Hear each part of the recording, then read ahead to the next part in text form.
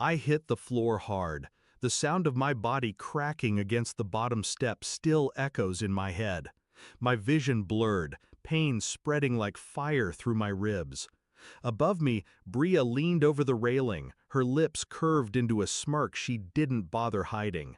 "You deserved it," she whispered. My parents rushed to her, not me. My mother's trembling voice asked the question that sealed my silence. "It was an accident, right, Bria?" Bria's eyes met mine. She didn't flinch. Yes, she slipped. I wanted to scream, but the pain swallowed my voice whole. What they didn't know, what Bria didn't know, was that the security camera above the stairwell had captured every second, and the head nurse, stationed at the desk nearby, had already pressed record. Growing up, Bria and I had been cast in roles we never chose. She was the golden one, pretty, reckless, adored. I was the quiet shadow, the dependable daughter who cleaned up her messes. When she crashed my father's car, I was the one who lied for her. When she stole from my mother's purse, I was the one who returned the money. Every time she broke something, I was the glue. But glue only holds until it cracks. The first time I saw real malice in her eyes was the night she cornered me in the kitchen. "You think you're smarter than me, don't you?" she spat. "Always so perfect, always so good. But no one actually cares about you. They care about me." I thought it was jealousy, a childish tantrum.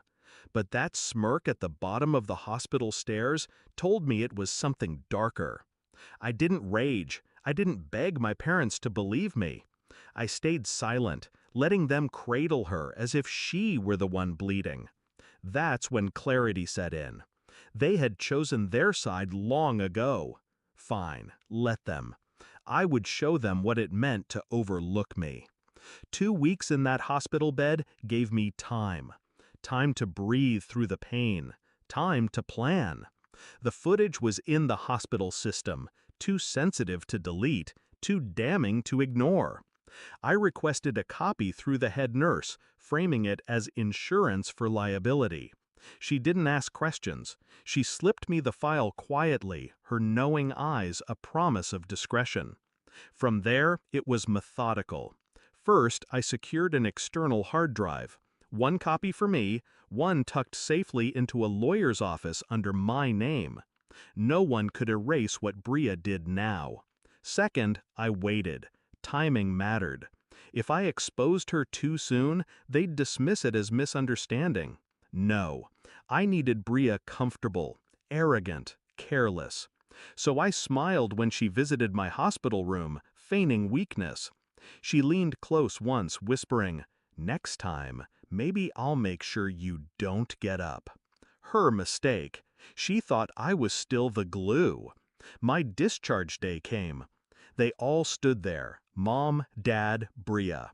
She held balloons. My parents held relief. I held silence. But the silence was not empty. It was loaded. I played my part. I returned home, stayed quiet, endured Bria's smirks and taunts. Let her believe she'd gotten away with it. And when her 21st birthday came, I gave her a gift. Not wrapped in paper, wrapped in truth. The house was filled with friends, music, and laughter. Bria was glowing, soaking in attention like sunlight. I stood in the corner, quiet as always. When the moment was right, I excused myself to the living room TV, slipped in a USB, synced it to the speakers. The screen flickered to life. At first, people thought it was a slideshow. Then the footage played. Bria's hand on my back. The shove. My body tumbling down the stairs. Her smirk. Her words. "You deserved it." The room fell into silence so sharp it cut. Gasps. Murmurs. My parents' faces drained of color. Bria froze, the champagne glass slipping from her hand and shattering on the floor. That's not... But the tape played again and again. Every angle, every second. Undeniable. My parents looked at her, not me. For the first time in my life, their eyes were filled with something other than blind adoration. It wasn't love, it wasn't pity, it was fear. Bria's world cracked in real time, friends backing away, whispers spreading like wildfire. And me? I stood there, calm, unmoving, my silence louder than any accusation. She lunged at me once, desperate, but Dad pulled her back.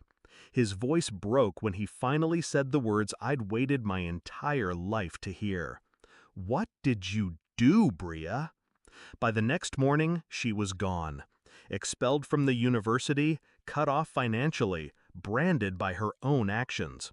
My parents tried to patch the mess, but some things can't be fixed with lies and denial. And me? I didn't gloat. I didn't need to. Justice doesn't always come in courtrooms. Sometimes it comes in the living room, on a flickering TV, in front of every person who once worshipped her. I think about that moment at the bottom of the hospital stairs. The pain, the helplessness, her smirk. She was right about one thing. I did deserve it. Not the fall, the victory.